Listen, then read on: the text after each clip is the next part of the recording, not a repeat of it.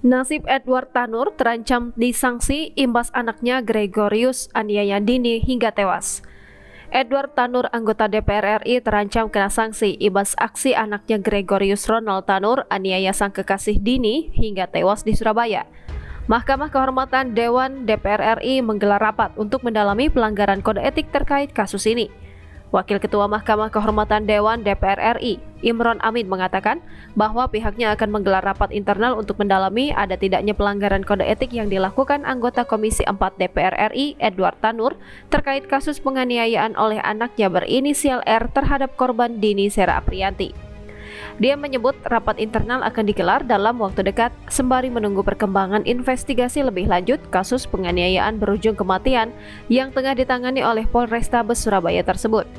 Dia menyebut pihak Polrestabes Surabaya sendiri saat ini tengah mengumpulkan alat-alat bukti dan rekaman CCTV terkait peristiwa penganiayaan di Surabaya, Jawa Timur yang viral di media sosial. Sebelumnya, Ketua Fraksi PKB DPR RI, Cucun Ahmad Syamsurijal, mengkonfirmasi bahwa pelaku penganiayaan terhadap Dini Sera Aprianti yang viral di media sosial oleh anak anggota DPR dari fraksi PKB berinisial R merupakan anak dari anggota Komisi 4 DPR RI, Edward Tanur. Kami telah mengkonfirmasi kepada anggota fraksi PKB DPR RI atas nama Edward Tanur dan beliau membenarkan jika R adalah putranya, kata Cucun dalam keterangan yang diterima di Jakarta pada Jumat.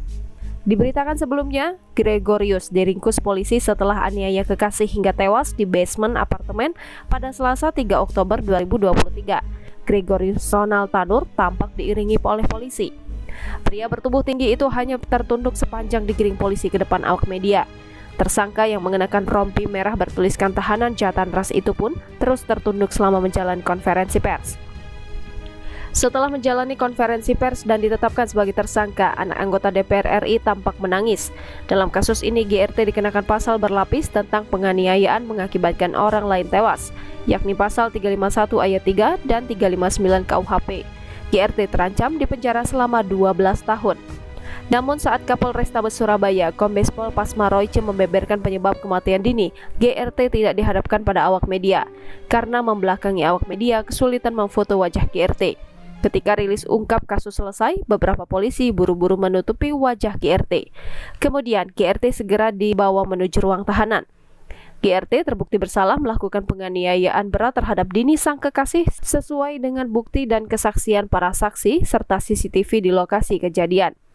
Download Tribun X sekarang, menghadirkan lokal menjadi Indonesia.